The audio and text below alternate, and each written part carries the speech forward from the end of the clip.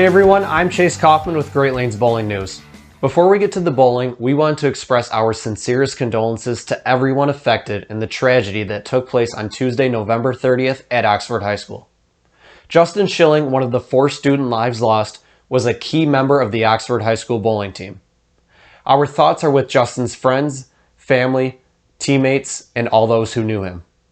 GLBN would also like to extend our condolences to the friends and family of Madison Baldwin, Tate Meir, and Hannah St. Juliana.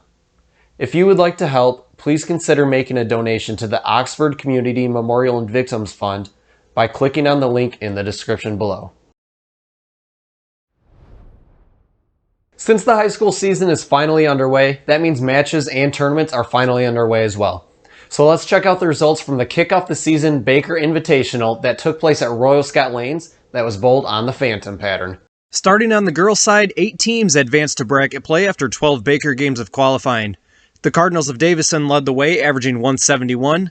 The Grand Blanc Bobcats qualified second, followed by Mason, Swartz Creek, Kearsley, Howell, Owasso, and Sturgis. In the bracket, teams faced each other in a 2-game total format as Davison knocked off Sturgis 349 to 223. Grand Blanc took down Owasso 332 to 261. Mason beat Howell 325 to 236, and Kearsley topped Swartz Creek 319 to 253. In the semis, the Cardinals knocked out the Hornets 383 to 317, while the Bobcats overpowered the Bulldogs 382 to 249. In the finals, the format switched to best 2 out of 3, where Grand Blanc was able to take Game 1, but the Cardinals flew back in Games 2 and 3 to take the title.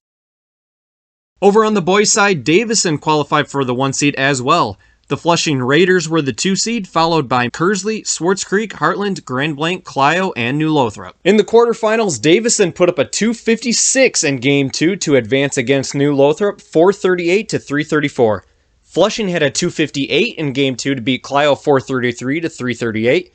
Grand Blanc squeaked by Kearsley 347 to 344, and Swartz Creek knocked out Heartland 383 to 314. Semifinals now, Davison cruised by Swartz Creek 421 to 332, and Grand Blanc pulled out another upset, edging Flushing 359 to 353. In the best of 3 finals, Grand Blanc finished the Cinderella story, defeating Davison 220 to 170 and 212 to 185.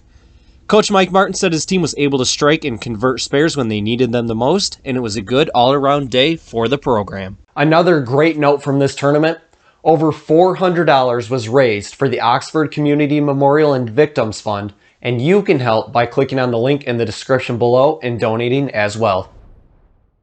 Another tournament that took place over the weekend was the LCN Singles Tournament at Imperial Lanes, so let's take a look at those results. Starting on the boys' side, Carter Milosenovich qualified first with a 4-game total of 891. Cut for the final spot in 32nd place was a 749. In bracket play, it was 1 game in each match all the way to the end. In the final 4, the 29th seed Zephan Lazar of Lakeshore defeated 15 seed Max Vanderseld 215 to 199. On the other side of the bracket, Eisenhower's Nolan Horn shot a 264 in his semifinal match against the 23 seed Robert Austin, who shot a 193. In the finals, it was Horn who emerged triumphant, taking the win over Lazar, 233 to 173. For the girls, Sydney Kelly led the way, qualifying with an 859, while the cut line on the girls' side sat at 646. In the semifinals, 4-seed Megan Redmond defeated the 9-seed Natalie Kapanowski 204 to 140, and Hadley Clark of Utica took down Kayla Taffanelli 202 to 175. And in the finals, Clark would save her best game for last, taking the title 211 to Redmond's 173. Congrats to cousins Hadley and Nolan on an excellent start to the high school season. Every year, the Michigan High School Coaches Association awards a coach from each sport the MHSCA Coach of the Year award.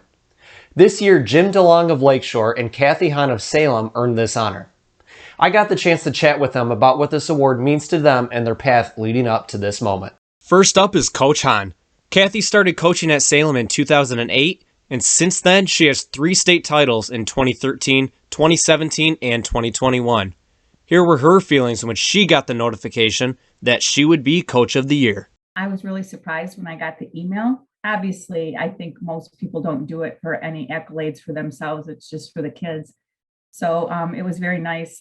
It was nice to see all the people at the banquet. There was a lot of coaches. My whole family came. I had past bowlers who came. I had bowlers' families who came. So I always thought they made an impact on my life, but I must have made an impact on theirs. All schools have to start somewhere, and for making the change from a club team to a varsity team, Kathie was on that task force. My kids are graduates of Canton High School. My daughter bowled in her freshman and sophomore year. All the other schools took it to a varsity level, and Plymouth Canton wasn't ready to do that at that point. She graduated in 05.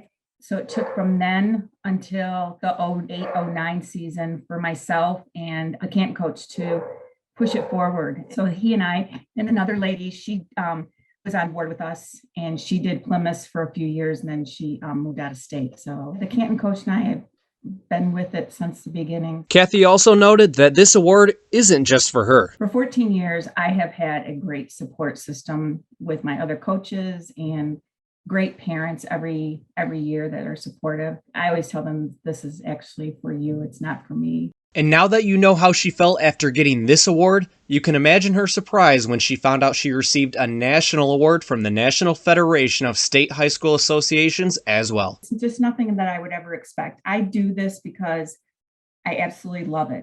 The kids have given me so much reward in my life. I was shocked. I really was. I don't do it for any type of applause. I just do it because hopefully I can make an impact on a child's life and teach them what it's like to be a part of a team. Coach Jim Delong also received the Coach of the Year award. Delong has 3 regional titles and 6 state appearances and started coaching at Lakeshore in 2011 while his son attended the school. I coached a lot of other sports, baseball, basketball and stuff like that. And my son is he's a good athlete, and he played basketball for Lakeshore.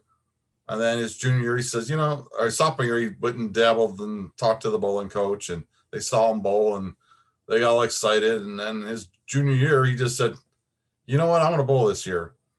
So he bowled, and one of the first practices, I tried to stay in the back because I don't like being the hovering dad. And, a quick story about him, when he was playing basketball, I was sitting in the top bleachers, and he turned around in the middle of the game and said, Dad, I can still hear you. So I didn't really want to coach him. I mean, not because I don't know how we go, but the coach came up to you one of the first few practices and says, Jim, I bowl with you in tournaments and this and that. This is my last year. Want to think about taking over the team? So I thought about it, and I said, well, can you do one more year? When my son graduates, I'd like to do it. And they said, no, I got to go. So that's how I got involved with my son. That's why I sent you the picture with him, because he started it all.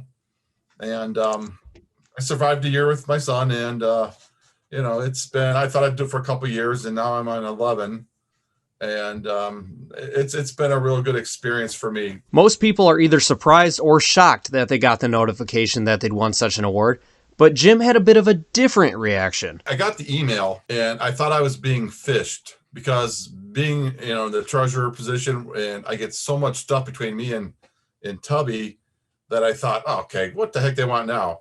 And I didn't really open it for a few days. Then I looked at the names on it. I said, oh, God, I know these people. And then I sent Dave Kowalski, yes, Dave, is this real? And he said, yeah, it's a big deal. I said, oh, okay. And so it was kind of funny at first, because I didn't think it was pretty good. Even though high school bowling has only been around for a relatively short time as compared to other sports, it just made Jim more proud of what the sport and his teams have accomplished in that period. Our sport is it's up and coming, and it's new. You feel a little bit intimidated, but you feel all the stuff that they've done, but then you look at what you've done in your period of time and you go, that's pretty good. Overall, this award was a great reminder to Jim, and probably to many others, that what you're doing is working and people recognize the work you've put in. Coaches getting awards, sometimes like say I shy off a little bit, but I really appreciate it. But coaches, sometimes their accolades are kind of like, oh, you had a bunch of good bowlers, or oh, it's the coach's fault. Getting something like this, it makes you feel good. The award was special in that way. It gives you a little, a pat on the back for what you do. Time for 2 more signing announcements. We want to congratulate Aubrey Clark on signing with Kevin Weems and the Lawrence Tech Blue Devils. The future Utica grad will be majoring in molecular and cell biology and minoring in psychology. She'll be alongside her father Jason, who is a coach for the men's team, and she'll come to the program right as her sister Sydney heads out. Also signing is David Shaberg. David goes to Holt High School and will be headed to Concordia University to join Coach Doug Spicer's team. He'll be majoring in sports management and minoring in data analytics when he bowls for the Cardinals next fall. Congratulations to Aubrey and David, and I wish you nothing but the best in the future. There's still a couple tournaments to bowl before the holidays, so let's take a look at what's left with another bowling brief. On December 18th, Imperial Lanes will be hosting the 2021 Bowl Swami Motor City Challenge, which will be held on the Phantom pattern. Currently, this tournament is full, but a waiting list has been started. And on December 19th, Davison will be hosting their annual holiday mixed doubles tournament at Richfield Lanes. Spots are still available for this tournament if you're looking to bowl something before the break. Well, that's going to wrap it up for today. Don't forget, if you have something you want to share, like tournament or match results, honor scores, or collegiate signings, send us an email at greatlanesbowlingnews@gmail.com. Also, don't forget to like, share, and subscribe, and click on the link in the description below, and please consider donating. That's all we have for today, and I'm sure there were a few missed spares out there in the last couple of weeks, so go out and shoot some 10 pins. I'm Chase Kaufman, thanks for watching.